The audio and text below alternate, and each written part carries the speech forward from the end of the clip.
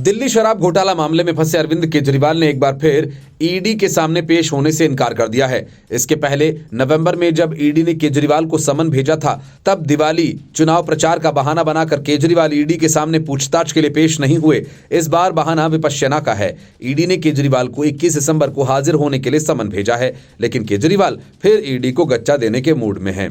आम आदमी पार्टी के नेता और राज्यसभा सांसद राघव चड्ढा ने स्पष्ट संकेत दिया है कि केजरीवाल पहले से तय कार्यक्रम के मुताबिक विपश्यना करने जा रहे हैं। राघव चड्ढा ने कहा कि भारतीय जनता पार्टी अरविंद केजरीवाल से डरती है और उन्हें कमजोर करना चाहती है। चड्ढा ने कहा कि आज भाजपा यदि किसी से डरती है तो अरविंद केजरीवाल से डरती है। वह अरविंद केजरीवाल को कमजोर करना चाहती है। मुझे लगता है कि सोते जागते इन लोगों के सपने में सिर्फ अरविंद केजरीवाल ही आते हैं। क्या केजरीवाल ईडी के सामने पूछताछ के लिए पेश होंगे? इस सवाल पर राघव चड्ढा ने कहा कि सब लोग जानते हैं कि माननीय मुख्यमंत्री जी 19 तारीख से विपश्यना के लिए प्रस्थान करेंगे। वह नियमित तौर पर विपश्यना के लिए जाते हैं और उनका पहले से कार्यक्रम तय है। वे वकीलों की सलाह करके ईडी को क्या जवाब देना है, जवाब देना भी है या नहीं, आगे की रणनीति तय करेंगे। शराब घोटाला से जुड़े मनी लॉन्ड्रिंग केस में ईडी ने केजरीवाल को 21 दिसंबर को पूछताछ के लिए नया समन जारी किया है। इससे पहले उन्हें 2 नवंबर को भी बुलाया गया था, लेकिन तब 5 राज्यों के विधानसभा चुनाव में व्यस्तता का हवाला देते हुए दिल्ली के मुख्यमंत्री ने पेश होने से इनकार कर दिया था। उन्होंने नोटिस को राजनीति से प्रेरित और अवैध बताया था। आबकारी नीति से जुड़े मनी लॉन्ड्रिंग मामले में ही मनीष सिसोदिया और संजय सिंह कैद में हैं। अन्य आरोपियों से पूछताछ के आधार पर ईडी केजरीवाल से सवाल जवाब करना चाहती है। दिल्ली आबकारी नीति मामले में अपने नेताओं के खिलाफ कार्रवाई को आम आदमी पार्टी राजनीतिक साजिश बताती रही है। पार्टी का कहना है कि बीजेपी राजनीतिक बदले के लिए पार्टी को खत्म करना चाहती है। पिछली बार जब सीएम केजरीवाल को ईडी ने नोटिस भेजा तो आम आदमी पार्टी ने कहा था कि जेल भेजने की साजिश है, हम जेल से ही दिल्ली सरकार चलाएंगे। इसके लिए पार्टी ने कैंपेन भी शुरू किया। ईडी ने दावा किया है कि शराब नीति के जरिए कुछ डीलर्स को फायदा पहुंचाया गया है। इसको लेकर ही जांच चल रही है। इसके पहले 9 दिसंबर को ईडी ने राज्यसभा सांसद और आम आदमी पार्टी के राष्ट्रीय कोषाध्यक्ष नारायण दास गुप्ता से पूछताछ की थी। चार्टर्ड अकाउंटेंट गुप्ता पार्टी के वित्तीय लेन देन से जुड़े सभी फैसलों की जानकारी रखते हैं। ऐसे में ईडी ने एजेंसी के मुख्यालय में 9 दिसंबर को उनकी पूछताछ की थी और इस पूछताछ के बाद ईडी आम आदमी पार्टी के खिलाफ इस हफ्ते में कभी भी चार्जशीट दायर कर सकती है। चार्जशीट में आम आदमी पार्टी को शामिल करना ईडी के लिए काफी महत्वपूर्ण है, क्योंकि जांच एजेंसीज ने दावा किया था कि पार्टी उन मुख्य लाभार्थियों में से एक थी जिसे रिश्वत के रूप में शराब कार्टेल से 100 करोड़ रुपए का भुगतान किया गया था। इसके लिए शराब नीति से जुड़े नियमों में कथित तौर पर बदलाव भी किया गया था। ईडी ने मनीष सिसोदिया के खिलाफ 6 महीने के अंदर ट्रायल पूरा करने का वादा किया है। ऐसे में एजेंसी जल्द से जल्द इस मामले की चार्जशीट दाखिल करना चाहती है, इसलिए केजरीवाल से पूछताछ करना उसके लिए जरूरी है। Report news of India. Lok Sabha की कार्यवाही के दौरान 2 लोग दर्शक दीर्घा से सदन में कूद गए। उन दोनों ने स्प्रे कैन से पीला धुआं फैलाया। मामले में 6 आरोपियों को गिरफ्तार किया जा चुका है। कस्टडी में उनसे पूछताछ चल रही है। पूरी साजिश की परतें खोली जा रही हैं, लेकिन कांग्रेस सहित विपक्षी गठबंधन के दलों ने संसद के दोनों सदनों में हंगामा शुरू कर दिया और जानबूझकर अभद्र आचरण करने लगे। संसद में साल का आखिरी सत्र जारी है और इसके बाद लोकसभा के चुनाव होने हैं, इसलिए विपक्षी सांसदों ने अपने हिसाब से जमकर उत्पात मचाया।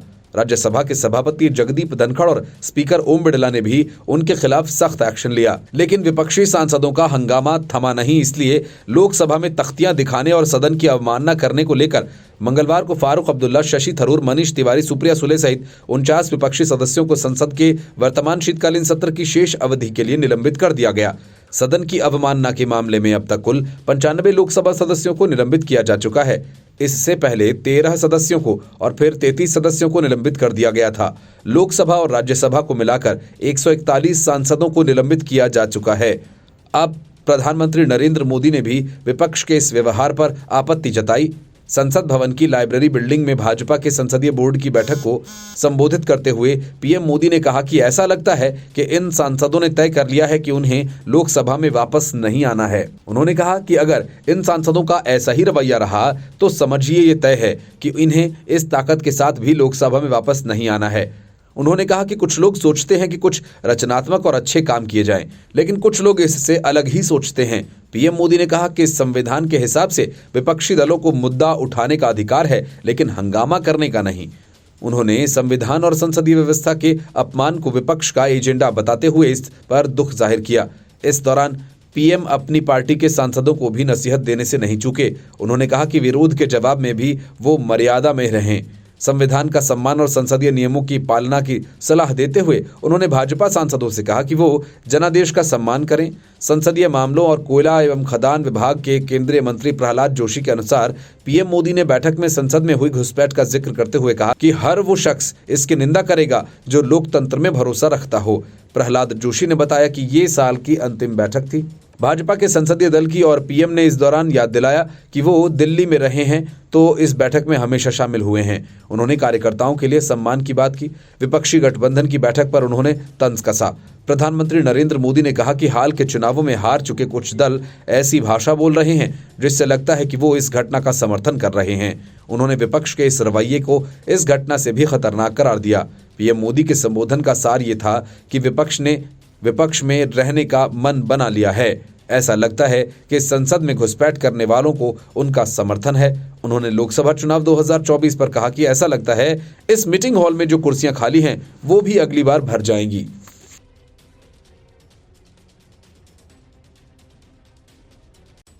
दर्शन हीरानंदानी से रिश्वत में मिले माल से मोहित्रा ने सरकारी बंगले को अपने हिसाब से सजाया।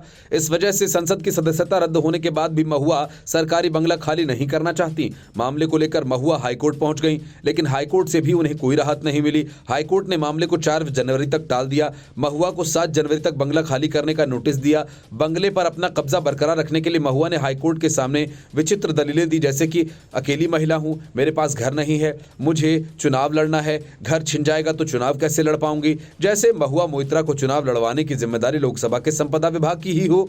अपनी याचिका में महुआ ने दलील दी कि उनके सांसदी जाने का मामला अभी सुप्रीम कोर्ट के सामने लंबित है, ऐसे में उन्हें तत्काल बंगला खाली करने के लिए बाध्य नहीं किया जा सकता। इस याचिका में महुआ ने आग्रह किया कि संपदा निदेशालय के 11 दिसंबर के आदेश को रद्द कर दिया जाए या फिर 2024 लोकसभा चुनाव परिणाम आने तक वैकल्पिक रूप से सांसद आवास पर कब्जा बरकरार रहने दिया जाए। महुआ मोहित्रा ने अपनी याचिका में कहा कि संपदा निदेशालय का आदेश लोकसभा से उनके निष्कासन के बाद जारी हुआ है। इसके मुताबिक आगामी आदेश उस समय से पहले दिया गया है क्योंकि याचिकाकर्ता के निष्कासन की वैधता सुप्रीम कोर्ट के समक्ष लंबित है। मोहित्रा ने कहा 2019 के आम चुनावों में पश्चिम बंगाल के कृष्णानगर निर्वाचन क्षेत्र से लोकसभा के लिए चुनी गई। 2024 में भी पार्टी ने उन्हें इसी क्षेत्र से अपना उम्मीदवार बनाया। हालांकि टीएमसी ने आधिकारिक रूप से महुआ मोहित्रा को पार्टी का उम्मीदवार अब तक घोषित नहीं किया है। अगर ऐसा होता है तो टीएमसी इसका ऐलान कर चुकी होती, लेकिन महुआ मोहित्रा ने पता नहीं किस आधार पर हाईकोर्ट से ये दलील दे डाली। 2024 के लिए भी कृष्णनगर सीट से टीएमसी का उम्मीदवार उन्हें घोषित किया गया है। टीएमसी नेता ने आगे कहा कि लोकसभा से निष्कासन उन्हें चुनाव लड़ने के लिए अयोग्य नहीं ठहरा था, इसलिए वो फिर से चुनाव लड़ेंगी। वो दिल्ली में अकेली रह रही हैं और उनके पास यहाँ कोई अन्य निवास स्थान या वैकल्पिक आवास नहीं है। यदि उन्हें सरकारी आवास से बेदखल किया जाता है तो उन्हें चुनाव प्रचार के कर्तव्यों को पूरा करना होगा और साथ ही नया घर ढूंढना होगा। महुआ मोहित्रा को अनैतिक आचरण का दोषी पाए जाने पर 8 दिसंबर को लोकसभा से निलंबित कर दिया गया था। उनके ऊपर आरोप था कि उन्होंने कारोबारी दर्शन हीरानंदानी से कथित तौर पर गिफ्ट्स लिए और उनके साथ संसद की वेबसाइट को दी गई जानकारी, यूजर आईडी और पासवर्ड शेयर किया था। इसको लेकर संसद में काफी हंगामा हुआ था। लोकसभा से निलंबित होने के बाद उन्होंने इसे सुप्रीम कोर्ट में चुनौती दी थी। मामले में 3 जनवरी 2024 को सुनवाई होनी है।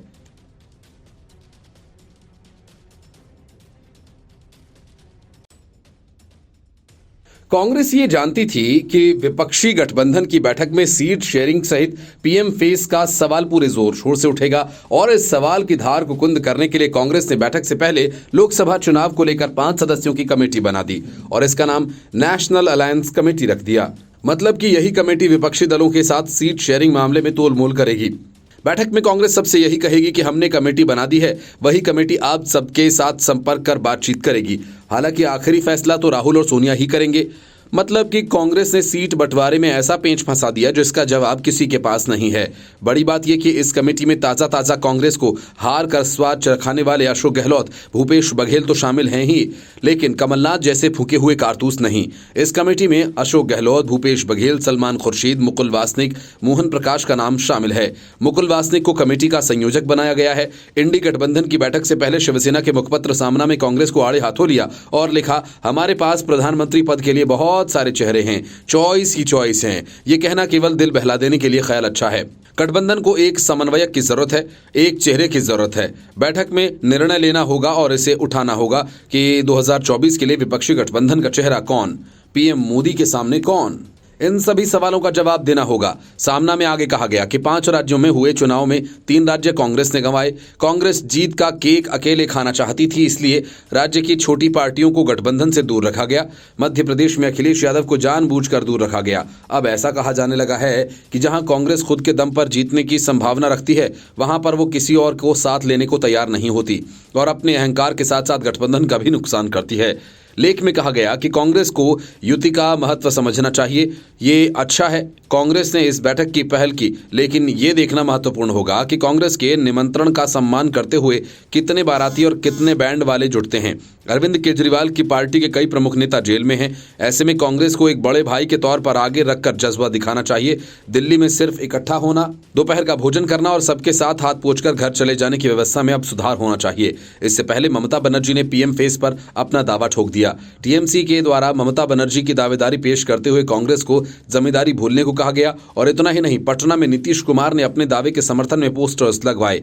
मतलब कि अब तक पीएम फेस के 3 दावेदार राहुल गांधी, ममता बनर्जी, नीतीश कुमार सामने आ चुके हैं। केजरीवाल पर गिरफ्तारी का खतरा है, नहीं तो चौथे दावेदार वे होते। नीतीश कुमार अपनी गोटी बिछाते रह गए। ममता बनर्जी और अरविंद केजरीवाल ने नया दाव चलते हुए मल्लिकार्जुन खड़गे का नाम पीएम फेस के लिए प्रस्तावित कर दिया और अपने हिसाब से पीएम बनने का राहुल गांधी का सपना चकनाचूर कर दिया। लेकिन इसके साथ ही विपक्षी दलों में विरोध के सुर उठने लगे। जयंत चौधरी ममता बनर्जी और केजरीवाल के इस प्रस्ताव पर अपना इत्तेफाक नहीं जताया। ममता बनर्जी ने विपक्ष के पीएम चेहरे को लेकर कांग्रेस के अध्यक्ष मल्लिकार्जुन खड़गे के नाम का प्रस्ताव रखा और इस प्रस्ताव का समर्थन अरविंद केजरीवाल ने किया। तृणमूल कांग्रेस की चीफ ममता बनर्जी के प्रस्ताव पर खड़गे ने कहा कि हमें चुनाव जीतने पर ध्यान देना चाहिए। उन्होंने कहा कि सभी लोग मिलकर काम करेंगे और सीट शेयरिंग को लेकर जिस राज्य में हमारे लोग हैं वो एक दूसरे से समझौता करेंगे। अगर नहीं बन सकता तो गठबंधन के लोग निर्णय लेंगे। सांसद नहीं हैं तो पीएम की बात का क्या फायदा, इसलिए हमें कोशिश करनी चाहिए कि पहले हम जीत कराएं। वहीं मीटिंग में शामिल आरएलडी के चीफ जयंत चौधरी ने ममता बनर्जी के प्रस्ताव को लेकर कहा, मैं इसकी पुष्टि नहीं कर सकता। ऐसे में अभी इसको लेकर मैं न ही हाँ कर सकता हूं और न ही ना कर सकता हूं। नई दिल्ली के अशोका होटल में आयोजित इस बैठक में कांग्रेस अध्यक्ष मल्लिकार्जुन खड़गे, पूर्व अध्यक्ष सोनिया गांधी, राहुल गांधी और संगठन महासचिव केसी वेणुगोपाल, जेडीयू के बिहार के मुख्यमंत्री नीतीश कुमार और राजीव रंजन सिंह, तृणमूल कांग्रेस से पश्चिम बंगाल की मुख्यमंत्री ममता बनर्जी, डीएमके की ओर से तमिलनाडु के CM MK Stalin, Shiv Sena UBT से उद्धव ठाकरे और Aaditya Thackeray, People's Democratic Party की महबूबा मुफ्ती, कृष्णा पटेल, पल्लवी पटेल सहित कई अन्य नेता शामिल हुए। 28 दलों की इस बैठक में आगामी आम चुनावों के मद्देनजर रणनीति और चेहरे को लेकर चर्चा हुई। गठबंधन की मीटिंग के बाद कांग्रेस अध्यक्ष मल्लिकार्जुन खड़गे ने कहा कि देश भर में 8 से 10 जनसभाएं होंगी। 28 दलों के नेताओं ने अपने विचार रखे। उन्होंने कहा कि इस बैठक में सांसदों के निलंबन पर भी चर्चा हुई। बिहार में महागठबंधन में शामिल लालू प्रसाद ने दावा किया कि हम लोग मिलकर लड़ेंगे, बीजेपी और नरेंद्र मोदी को सत्ता से बाहर करेंगे। माना जा रहा है कि हाल ही में हुए 5 राज्यों के चुनाव, उसमें हिंदी पट्टी के राज्यों में कांग्रेस की हार ने 2024 के मद्देनजर विपक्षी खेमे की तैयारियों और मनोबल को तगड़ा झटका दिया है। पूछे जाने पर कहा कि क्या गठबंधन सीट बंटवारे जैसे मुद्दे पर कदम उठाने में देर कर रहा है। इस सवाल पर ममता बनर्जी ने कहा, देर आए दुरुस्त आए। टीएमसी प्रमुख ने कहा कि वो देश भर में गठबंधन सहयोगियों के लिए प्रचार करने को तैयार हैं। उन्होंने दिल्ली के मुख्यमंत्री और आम आदमी पार्टी के राष्ट्रीय संयोजक अरविंद केजरीवाल के साथ भी बैठक की और देश की राजनीतिक स्थिति पर चर्चा की। इसके पहले विपक्षी गठबंधन इंडिया की 3 बैठकें हो चुकी हैं। इसमें पहली मीटिंग बिहार के पटना में 23 जून को हुई थी। वहीं दूसरी मीटिंग बेंगलुरु में 17 और 18 जुलाई को हुई थी और इसके अलावा तीसरी बैठक मुंबई में 31 और 1 सितंबर को हुई थी। Report news of India. चाचा नीतीश कुमार बिहार की सत्ता भतीजे तेजस्वी यादव को सौंपकर पीएम कैंडिडेट बनना चाहते हैं और दूसरी तरफ ऐसा ही इरादा ममता बनर्जी का है। बुआ ममता बनर्जी बंगाल की कमान भतीजे अभिषेक को सौंपकर पीएम कैंडिडेट बनना चाहती हैं। विपक्षी दलों की बैठक के ठीक पहले टीएमसी ने अपने सारे पत्ते खोल दिए हैं। तृणमूल कांग्रेस की सुप्रीमो ममता बनर्जी को इंडी गठबंधन का चेहरा बनाने की मांग है। बैठक से पहले तृणमूल कांग्रेस ने कहा कि वो अपनी जिम्मेदारी संस्कृति को त्याग कर ममता बनर्जी जैसे वरिष्ठ नेताओं को गठबंधन का चेहरा बनाने के तौर पर पेश करने की दिशा में काम करें। टीएमसी और कांग्रेस दोनों ही इस गठबंधन में शामिल हैं। पश्चिम बंगाल की मुख्यमंत्री और तृणमूल कांग्रेस प्रमुख ममता बनर्जी इंडी अलायंस की बैठक में शामिल होने के लिए राष्ट्रीय राजधानी में हैं और उन्होंने 2024 लोकसभा चुनाव के बाद गठबंधन की तरफ से प्रधानमंत्री पद के उम्मीदवार का नाम घोषित करने की वकालत की है। टीएमसी के प्रवक्ता कुणाल घोष ने कहा कि 3 राज्यों के विधानसभा चुनाव में मिली हार के बाद कांग्रेस को इससे सबक लेना चाहिए। उसे जमींदारी संस्कृति को त्यागना होगा। पार्टी अपने साझेदारों के साथ अपनी प्रजा की तरह व्यवहार नहीं कर सकती। ये सुनिश्चित करने के लिए कि गठबंधन की जीत हो, कांग्रेस 3 बार के मुख्यमंत्री को 3 बार की केंद्रीय मंत्री ममता बनर्जी और अन्य वरिष्ठ नेताओं को गठबंधन का चेहरा बनाना होगा। कांग्रेस ने हाल ही में मध्य प्रदेश, छत्तीसगढ़ और राजस्थान में विधानसभा का चुनाव अकेले लड़ा और भाजपा से हार गई।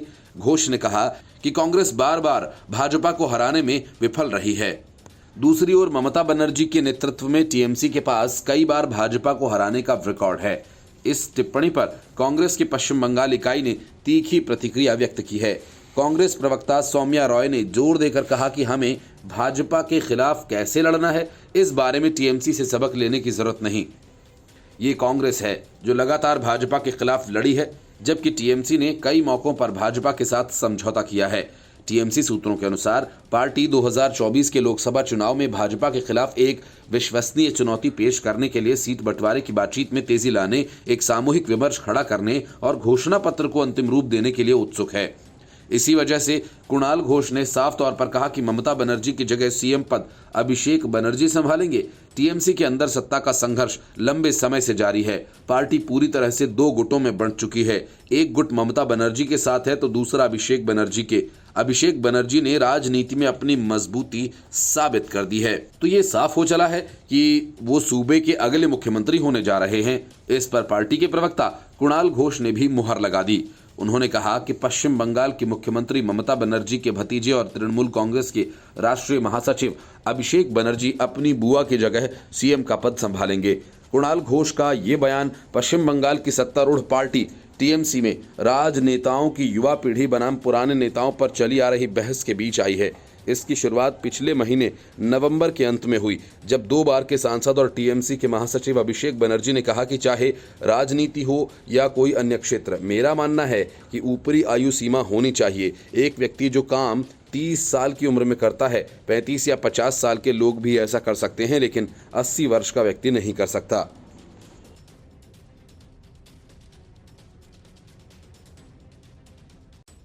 ज्ञानवापी मस्जिद विवाद मामले में इलाहाबाद हाईकोर्ट ने मुस्लिम पक्ष को तगड़ा झटका देते हुए उसकी सभी 5 याचिकाओं को खारिज कर दिया और इसके साथ ही 1991 के मुकदमे के ट्रायल को मंजूरी दे दी। हाईकोर्ट ने वाराणसी की अदालत को 6 महीने में मुकदमे की सुनवाई पूरी करने का भी आदेश दिया। जस्टिस रोहित रंजन अग्रवाल की सिंगल बेंच ने जिन 5 याचिकाओं पर फैसला सुनाया, उनमें से 3 याचिकाएं 1991 में वाराणसी की अदालत में दाखिल किए गए केस की पोषणीयता से जुड़ी हुई हैं, जबकि बाकी 2 याचिकाएं एएसआई के सर्वेक्षण आदेश के खिलाफ थीं। हाईकोर्ट ने एएसआई सर्वेक्षण मामले में भी मुस्लिम पक्ष की याचिका खारिज कर दी। फैसले के बाद एएसआई का जो सर्वे हुआ वही मान्य होगा। अगर कुछ और सर्वे कराना चाहेंगे तो कोर्ट में हिंदू पक्ष अर्जी दे सकता है। भगवान आदि विश्वेश्वर विराजमान के बाद मित्रों की तरफ से वाराणसी की अदालत में 1991 में दाखिल मुकदमे के विवादित परिसर हिंदुओं को सौंप जाने और वहां पूजा अर्चना की इजाजत दिए जाने की मांग की गई थी। वाराणसी की अदालत में साल 1991 में सोमनाथ व्यास, राम नारायण शर्मा और हरिहर पांडे की तरफ से मुकदमे दाखिल किए गए थे। हाईकोर्ट को अपने फैसले में मुख्य रूप से यही तय करना था कि वाराणसी की अदालत इस मुकदमे को सुन सकती है या नहीं। हाईकोर्ट ने सुनवाई के दौरान पाया कि सभी मामले सुनवाई के योग्य हैं और वाराणसी कोर्ट को इस मामले में 6 महीने के भीतर सुनवाई पूरी कर फैसला सुनाने का आदेश दिया है। मुस्लिम पक्ष की दलील थी कि 1991 के प्लेसेस ऑफ वर्शिप एक्ट के तहत आदि विश्वेश्वर के मुकदमे की सुनवाई नहीं की जा सकती है। हिंदू पक्ष की तरफ से दलील दी गई कि ये विवाद आज़ादी से पहले का है और ज्ञानवापी विवाद में प्लेसेस ऑफ वर्शिप एक्ट लागू नहीं होगा। मुस्लिम पक्ष की तरफ से ज्ञानवापी मस्जिद की इंतजामिया कमेटी की 3 और यूपी सुन्नी सेंट्रल वक्फ बोर्ड की 2 याचिकाएं थीं। इलाहाबाद हाईकोर्ट ने 8 दिसंबर को चौथी बार अपना जजमेंट रिजर्व किया था। उत्तर प्रदेश के वाराणसी स्थित ज्ञानवापी मस्जिद का प्रकरण लगातार चर्चा में बना हुआ है। एएसआई ने ज्ञानवापी के साइंटिफिक सर्वे की रिपोर्ट जिला जज डॉक्टर अजय कृष्ण विश्वेश को अदालत में जमा कराई। इसके बाद अगली सुनवाई 21 दिसंबर को किए जाने की घोषणा की गई उसके बाद हर किसी की नजर इलाहाबाद हाईकोर्ट पर टिकी हुई थी। इलाहाबाद हाईकोर्ट में ज्ञानवापी से जुड़ी 5 याचिकाओं पर सुनवाई चल रही थी। जस्टिस रोहित रंजन अग्रवाल की सिंगल बेंच ने 8 दिसंबर को पांचों मामलों में सुनवाई पूरी कर फैसला सुरक्षित रखा था। Bureau report, news of India.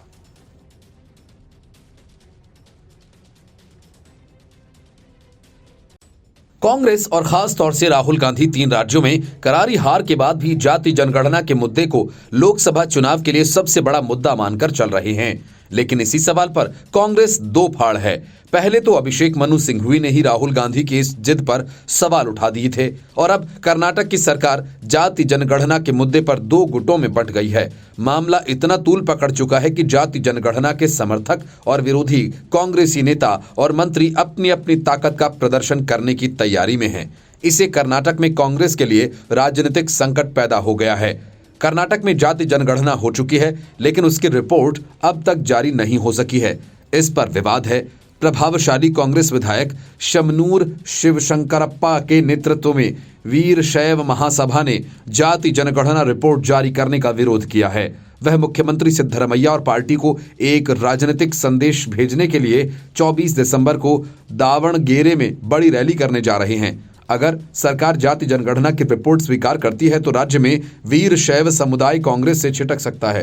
राज्य के स्थायी पिछड़ा वर्ग आयोग ने जाति जनगणना या सामाजिक आर्थिक सर्वेक्षण रिपोर्ट तैयार कर ली है और इसे प्रस्तुत करने के लिए सीएम के संकेत का इंतजार किया जा रहा है। राज्य में लिंगायत और वीरशैव सबसे बड़ा और राजनीतिक रूप से प्रभावशाली जाति समूह है। ऐसा कहा जाता है कि उन्होंने 10 मई के विधानसभा चुनाव में कांग्रेस का समर्थन किया था, जिससे दूसरे सबसे बड़े समुदाय वोक्कालेगा ने पहले ही सीएम को याचिका दायर कर रिपोर्ट को स्वीकार न करने का आग्रह किया। हस्ताक्षरकर्ताओं में डिप्टी सीएम डीके शिवकुमार और कृषि मंत्री एन चेलुवरायस्वामी के अलावा कांग्रेस के कुछ और विधायक भी शामिल हैं। दूसरी तरफ मुख्यमंत्री सिद्धरमैया खेमे से जुड़े ओबीसी नेताओं का एक समूह है जो 30 दिसंबर को पड़ोसी चित्रदुर्ग के एक जवाबी प्रदर्शन की योजना बना रहा है। दावा यह किया जा रहा है कि चित्रदुर्ग में दावणगेरे की तुलना में बड़ी संख्या में लोग शामिल होंगे। क्योंकि सिद्धरमैया अल्पसंख्यकों, पिछड़े वर्गों और दलितों के भी समर्थक हैं, इसलिए उनका अनुमान है कि ये जाति समूह कुल मिलाकर आकार में लिंगायतों से कहीं बड़ी है। दरअसल विवाद की वजह वे अटकलें हैं जिसमें दावा किया जा रहा है कि राज्य में कराए गए 2015 के जाति सर्वे में लिंगायत और वोक्कालिगा की आबादी 17 और 14% से घटकर 10% हो गई है। इस बीच सीएम सिद्धरमैया ने कहा कि रिपोर्ट के प्रकाशित होने से पहले ही अटकलों के आधार पर इसकी विश्वसनीयता पर सवाल उठाना सही नहीं होगा। रिपोर्ट को सार्वजनिक डोमेन में रखने के पक्ष में बोलते हुए उन्होंने कहा कि ये सवाल कि रिपोर्ट को स्वीकार किया जाना चाहिए या नहीं औपचारिक रूप से रिपोर्ट प्राप्त होने के बाद ही उठेगा। सूत्रों ने कहा कि सीएम उस अहिंदा सम्मेलन के समर्थक हैं जिसकी उनके समर्थक और रिपोर्ट को सार्वजनिक करने की योजना बना रहे हैं। माना जा रहा है कि रिपोर्ट को स्वीकार करने और इसे सार्वजनिक डोमेन में रखने से सीएम सिद्धरमैया की स्थिति मजबूत होगी और सत्ता पर भी पकड़ मजबूत होगी, क्योंकि सत्ता पर मजबूत पकड़ रखने वाली 2 जाति समूहों की आबादी कम होने से उनकी स्थिति कमजोर हो जाएगी। जानकारों के मुताबिक स्वयं पिछड़े समुदाय के सदस्य सिद्धरमैया इस रिपोर्ट को ओबीसी समूहों के चैंपियन के रूप में अपनी छवि को आगे बढ़ाने और आगामी लोकसभा चुनाव में ओबीसी मतदाताओं को कांग्रेस का समर्थन करने के अवसर के रूप में देखते हैं।